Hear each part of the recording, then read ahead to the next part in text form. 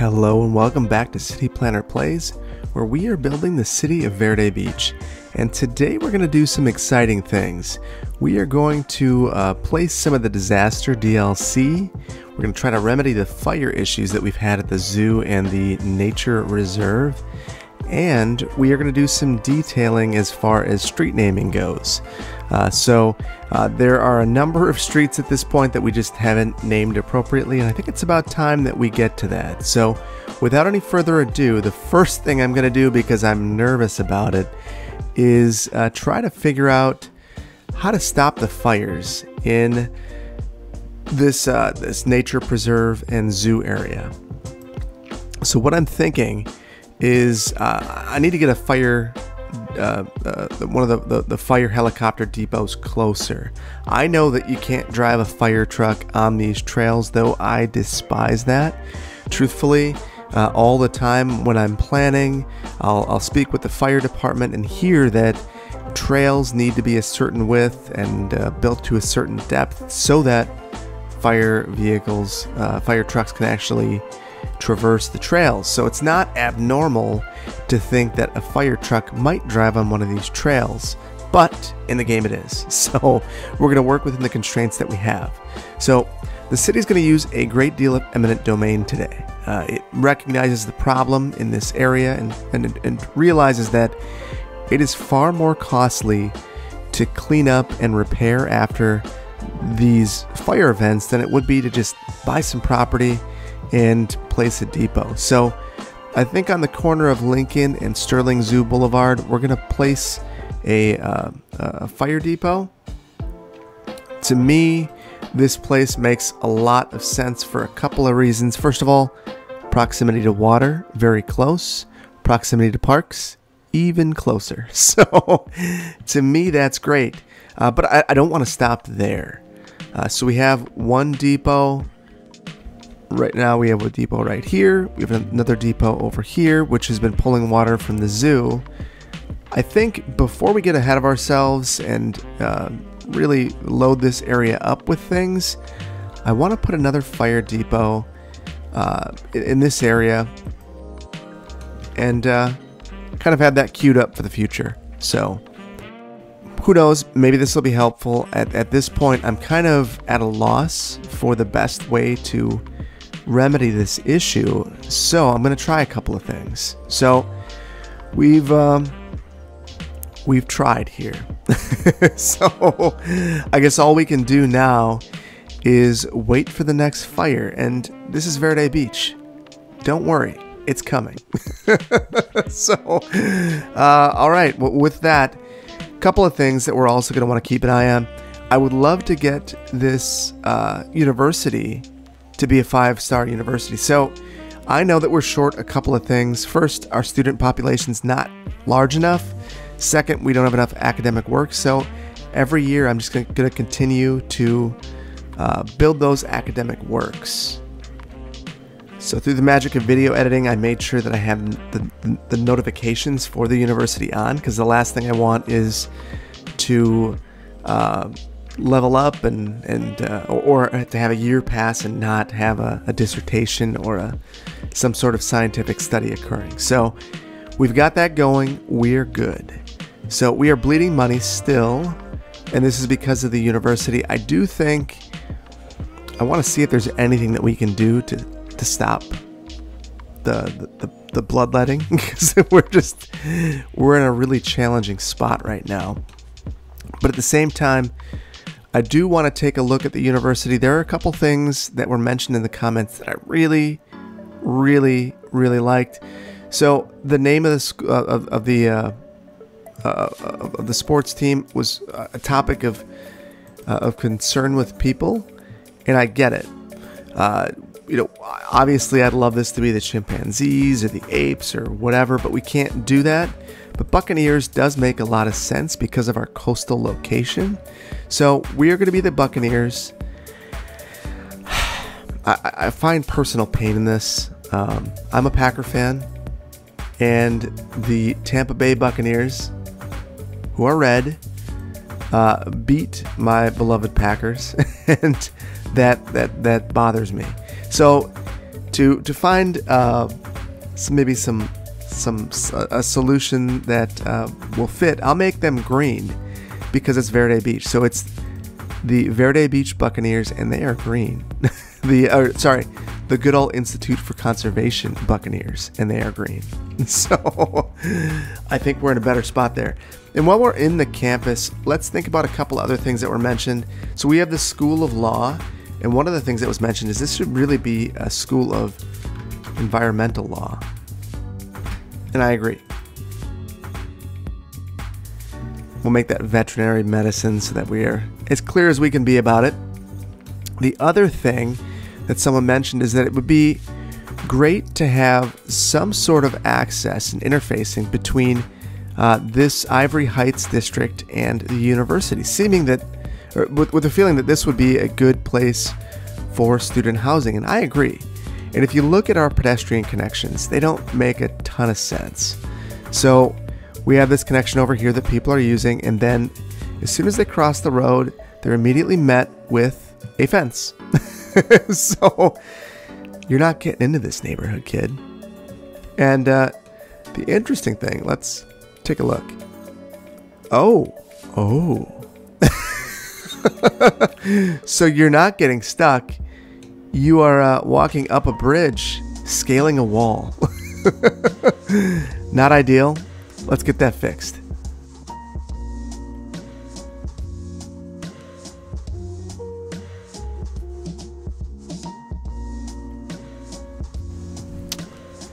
Okay, so this should be much better. Now instead of people walking up the bridge, they're walking to the street.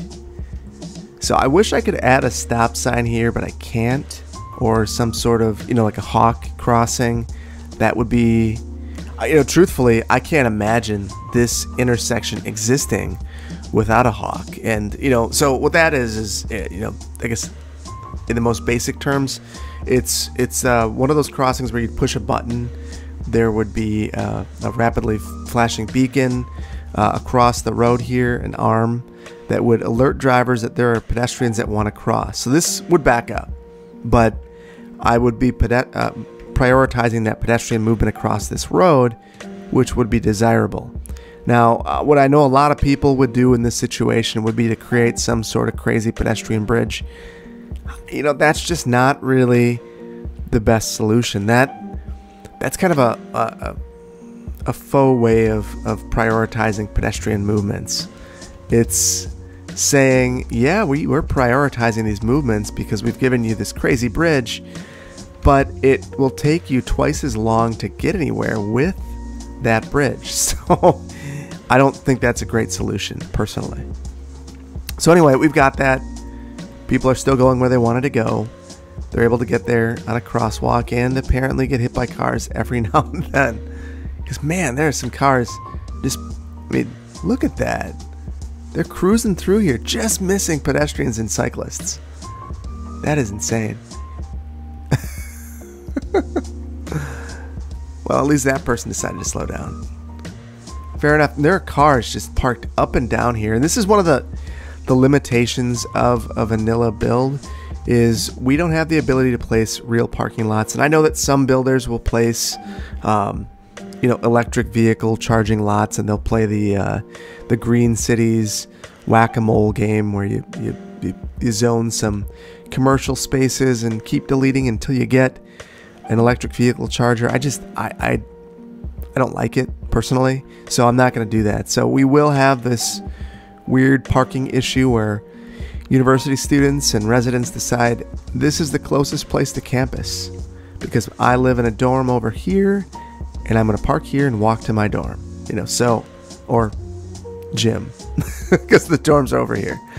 So whatever, that is I guess the situation that we'll be in. I don't love it, but it is what we have. So on to the disasters DLC. So there are a number of different assets here. We have everything from a disaster response unit, which we've already placed one of, and it's working fine. Coverage, I think it's pretty large. They have helicopters that come from there, so it's fine. But we do need to look at Everything from emergency shelters to radio masts for emergency broadcasts, earthquake sensors, tsunami warning buoys, weather radars, and a deep space radar for meteors. So let's start out and start thinking about what we need. So we know that right now Verde Beach has a population of 40,575. So for an emergency shelter, if we were going to cover our population, we would need at least 5 of these. We wouldn't want to leave 500-600 people behind to perish, so we won't. So let's try to find a good place to work these in, and they are large. These smaller ones are only 1,000 people. So I guess we could do, if we weren't going to plan for the future, we were only going to look at today, we could put in 4 of these large ones and 1 small one. But we're going to use eminent domain and plan for the future of the city. Try to get good coverage everywhere.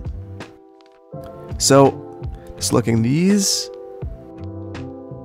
you know, I'm actually not going to cover the entire city. The chance that everyone in the city ends up in a really bad situation where they have to vacate to one of these emergency shelters is, I mean, that's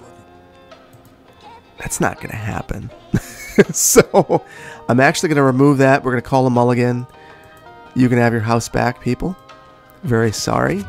And we're going to place this in a very central location. And that central location is going to be right over here.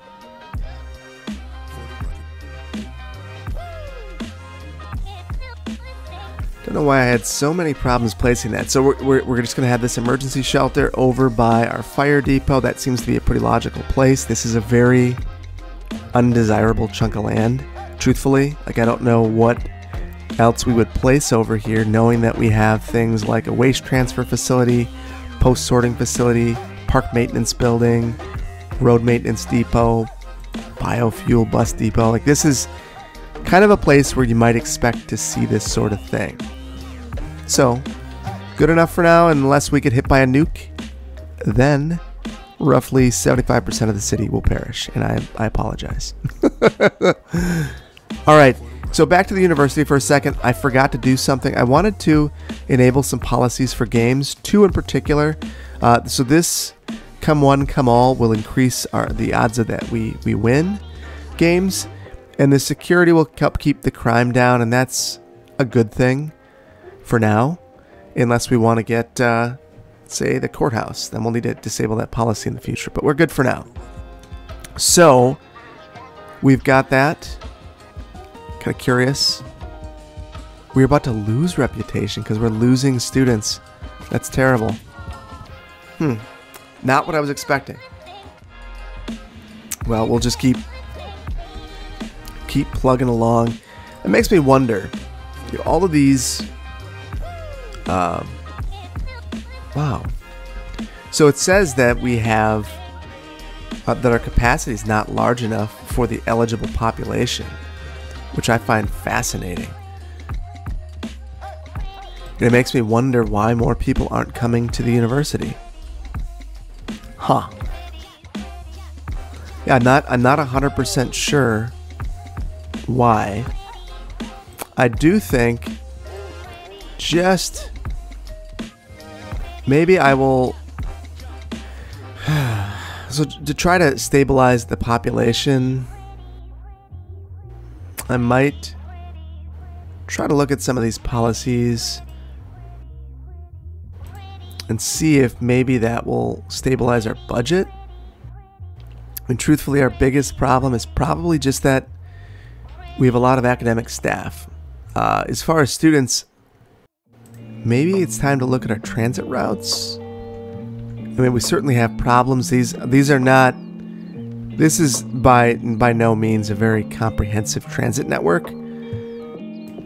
So before we get into any more, I might just add something quickly. So someone mentioned that Ivory Heights seemed like a very logical place for students to live. And to that end, I guess I agree.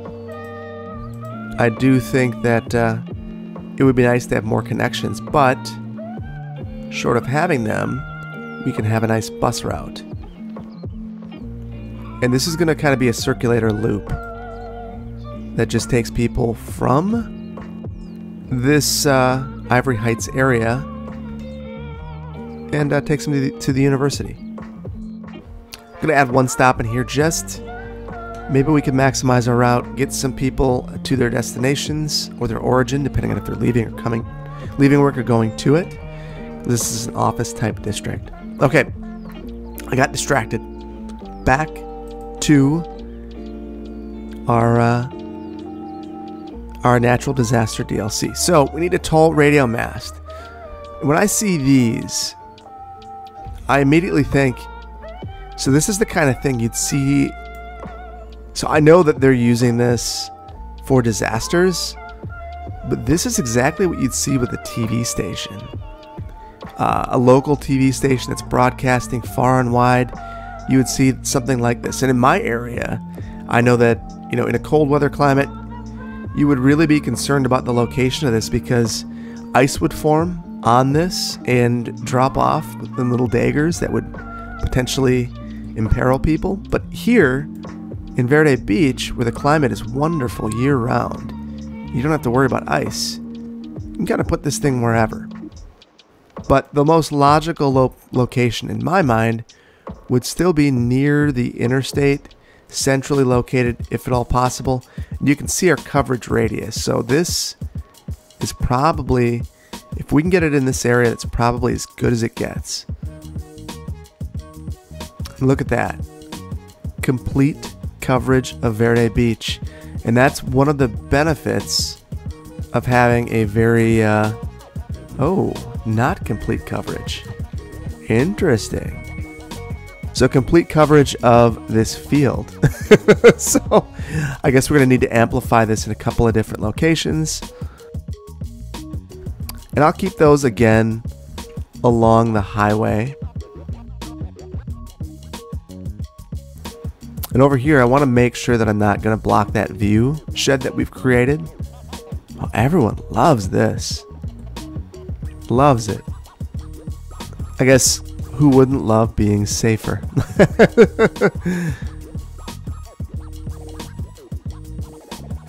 So we have fairly good coverage now. We could probably improve it just a bit over here. And I'll put one more of these and we're done.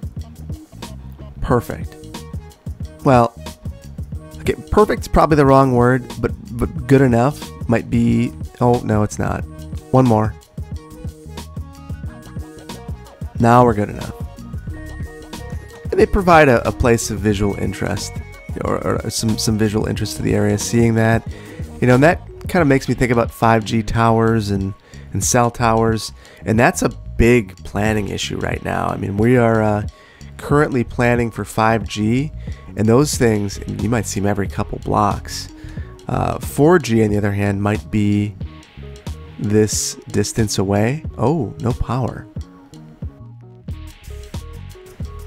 I really hope that the power wasn't the reason it wasn't reaching everywhere.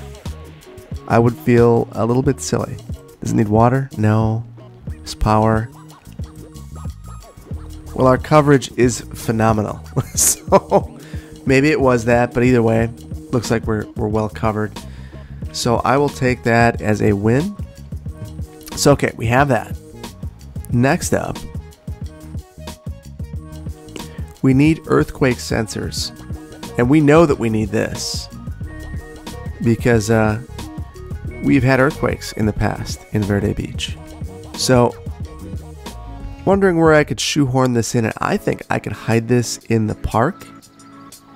And truthfully, I think that would be a natural location. Undisturbed in the corner of a park. You're covered well there, and then again in this industrial area. Well, we don't want to get it too close to the train tracks. That would set it off. But I do think over here in a relatively undisturbed area, that'd work. Okay, so we have a couple more things. So we need our tsunami buoys. So let's read this real quick.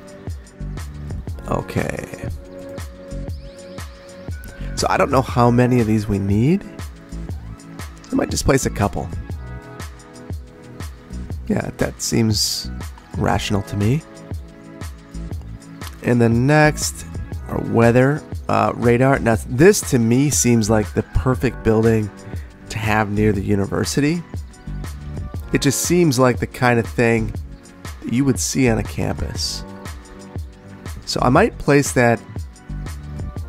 I wouldn't normally want to place a lot of this type of stuff off of a collector, so I won't.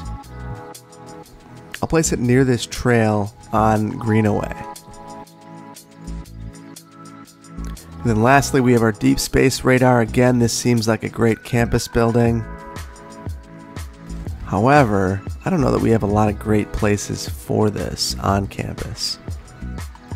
Maybe, nope, not gonna fit over here. So with that being the case, I might have it over here I mean, this is still campus area. And now it's kind of a visual interest thing. I don't love that location. I really would kind of like to hide that, truthfully. It's not the most attractive. Yeah, I'm gonna move this. I might move it way out here to this industrial park.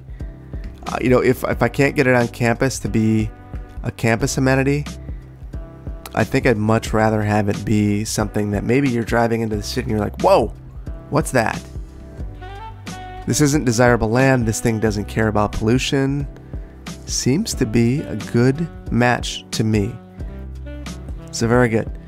So, and I think that is all that we have for these disaster amenities. Now we could go further and start worrying about public safety or maybe even an intelligence agency, but we are just not in a good spot financially at this point.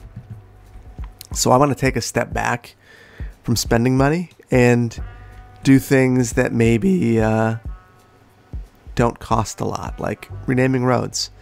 I also want to try to stabilize our budget. We're not in a very stable place. So I will increase the cost of these other zoning districts, or the taxes rather, and that will help some. Let's just speed it up for a second to see if we stabilize. Oh, there we go. I didn't even have to speed it up. It stabilized immediately. So we just needed more tax revenue to support the amount of services that we have in the city, because now we're making a ton of money. So with that, I have been saving names, and I've been saving names for a while, and now it's time to implement those names. So one of the first things I want to do, so we named this university the Goodall Institute for Conservation, and this neighborhood over here is a university neighborhood. Now, one of the things that was brought up in the comments is that if I had the university cities, let's see our academic report, we lost 252 students. That's sad. So I think we lost reputation. Yeah, we actually went down because our student population's less. I don't know that there's much that we could do about that. So we'll do a scientific study again. We have just a couple of, maybe we have the academic works we need for the 5-star university. I'll charge for education and provide those amenities and see if that helps. Yeah, I just think we might be in a spot where maybe if we take a look at, let's take a look at our city statistics. Yeah, we're just kind of dropping with students right now, so I think it has something to do with the age of the residents. Interesting. Well, we're not really going to be growing the population today. We're just going to we'll let it increase naturally and gradually. So let's get on to the other things that we wanted to take care of. So first of all, this should be a district.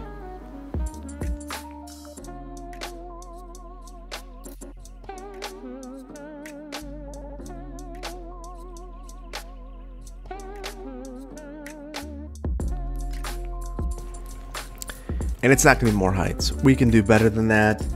And what I'm thinking is we need to start honoring Jane Goodall. So, the Gombe district.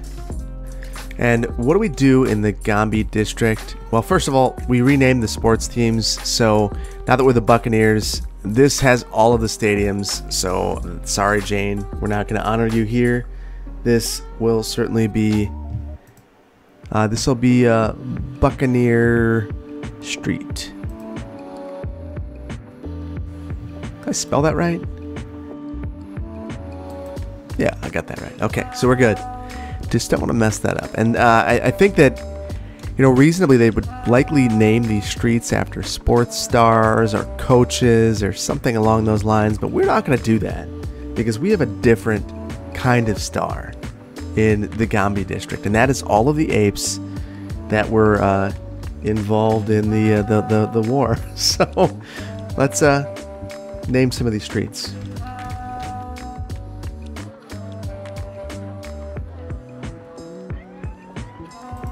So this street is one of those weird ones that they're going to loop back around on us. We're not going to do that because this would be very challenging for PD and fire to navigate if we don't break it up a bit.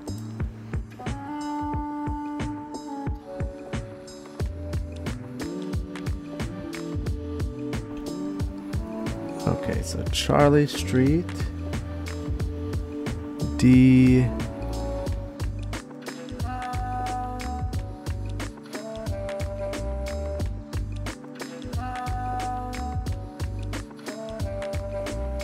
So I think we might want to connect up. We have a Gombe Boulevard here now, which will go, you know, clear all the way to, well, we're not going to let it go all the way to Buccaneer, but we will have this continue out here. This will be another street.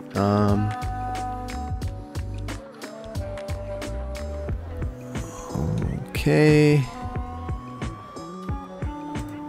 What we're doing is we're naming these streets after some of the monkeys in the in Jane Goodall's study in Africa. The only monkey name that I think we're going to skip is Satan, just for obvious reasons. I don't want to offend anybody, and people might not understand that Satan Street is not named after Satan, it's named after a monkey. So we'll skip it.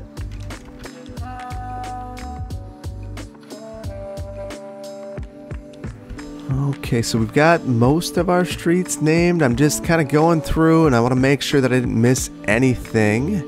Oh, and I did. We've got a couple down here. And even with these, we've got some prioritization that's not right. So we will get that fixed.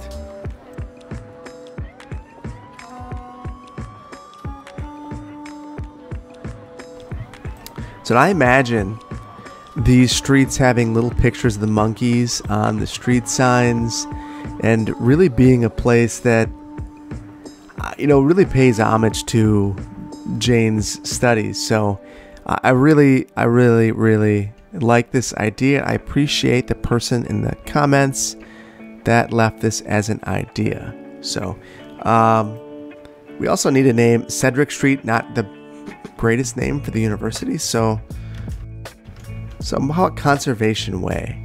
That to me makes a ton more sense. Kind of curious, how's our university doing? We're still bleeding students. Let's just go for it with the policies and see what it does to our money. So apparently with the increased taxes on high density, we can withstand free education. So hopefully this will improve our situation as far as students go. But I really don't think we're going to reach 5 stars without you know, more population. So one of the streets that I have repeatedly destroyed. Oh, actually, first. So one of the streets that I've repeatedly destroyed is Myrtle. So I think we're going to give Myrtle her street back, because I think Myrtle might be haunting us. So we are having trouble with Myrtle. We are going to solve that now.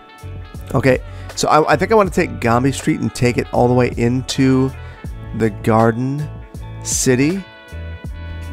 So let's do that right now.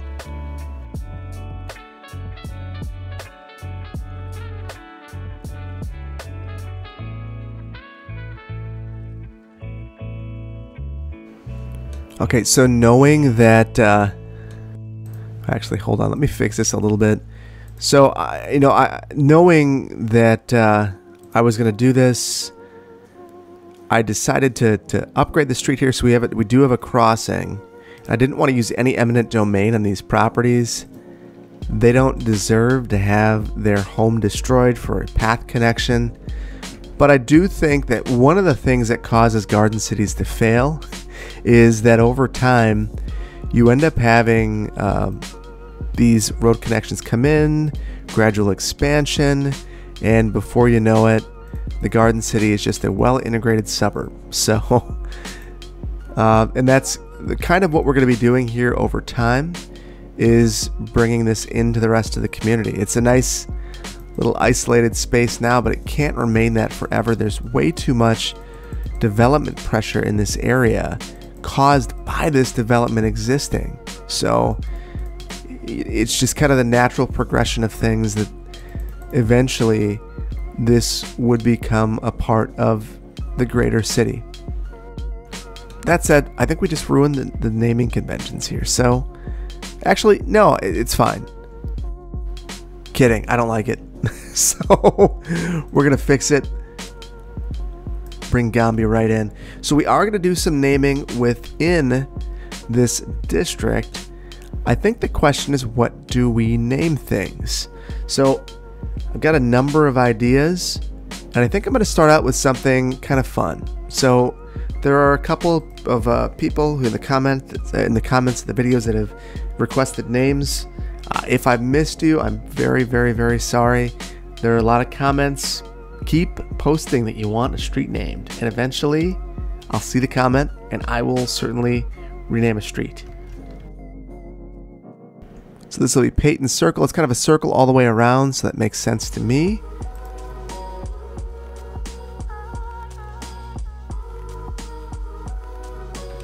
So this is named after one of the Patreon supporters that I have. I appreciate your support, Erica. And I'm going to name a couple other after Patreon supporters as well.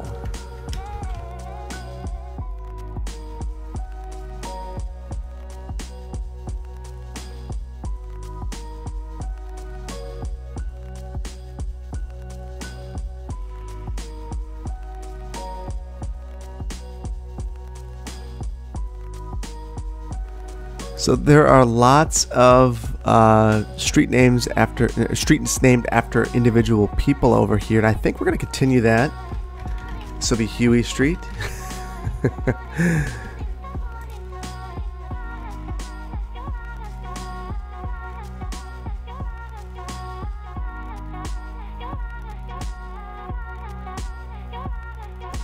Okay, so I think we've gotten. We've given names to most of the streets over here, so I think we're good. So we got these named after people. Oh, actually, oh yeah, no, we got them all. So I did leave some that the game named, but I'm not overly concerned about those because they are named after people. So perfect. So next area, all right, well, at least they're putting the fire out. Let's take a look.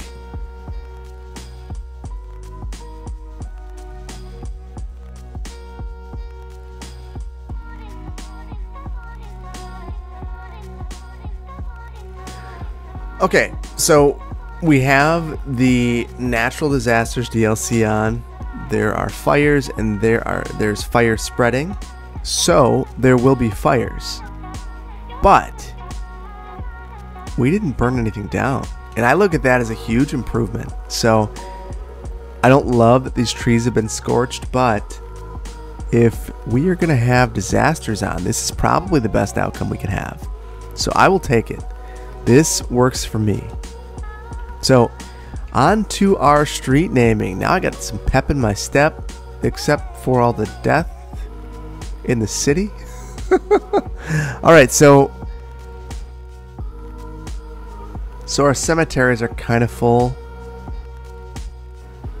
I hate having so many crematoriums, but the coverage just isn't good over here, so I might add another one.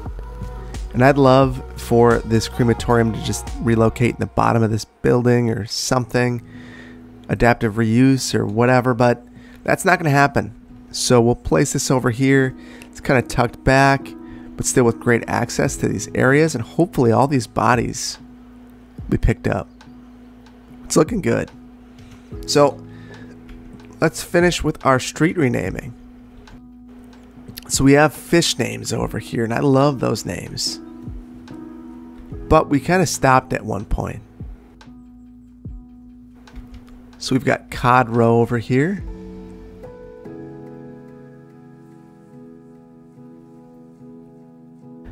So every now and then I get one of these streets where there's like a node in the middle of it, and I can't move that node. So as a result, I have to change the street entirely. So Cod Row is going to be over here now, kind of fronting this, fronting Keller House. Ooh, this is sad. Dead person in the elder care facility waiting to be picked up. Okay, so I think we're going to go with a few more fish names.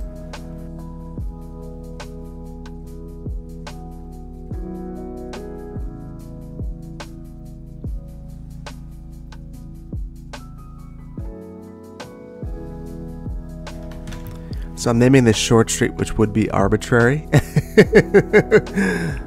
but it'll work. So Sardine isn't going as far as it should, so we'll check that out.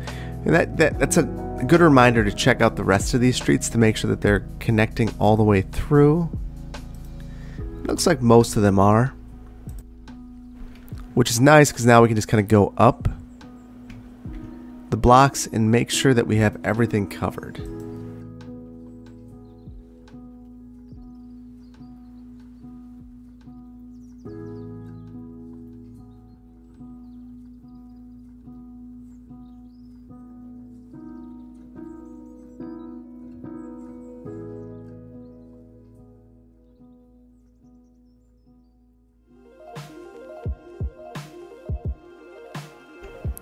Okay, so I think we've named all of our fish streets at this point, except for Hunter. What is Hunter?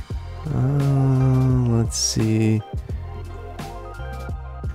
Great White Street. All right, so now I think that we've named all of our streets. If you notice that I've missed a street, please let me know, because I want to get all of these named. We need to be deliberate about all of our street naming. I mean, these are things of honor generally. People are interested in having their streets named, and I'm interested in doing that for them. So we've got that. Our university's recovering. Our students, we're getting close. That's great. I wonder, speed it up. I just want to see if we hit it. This is why you don't look, because you almost get there, you fall right back down. So, okay. The last area that I think we haven't really done any naming in is kind of over here in this industrial area. So I think that I'm going to give this some fairly industrial names.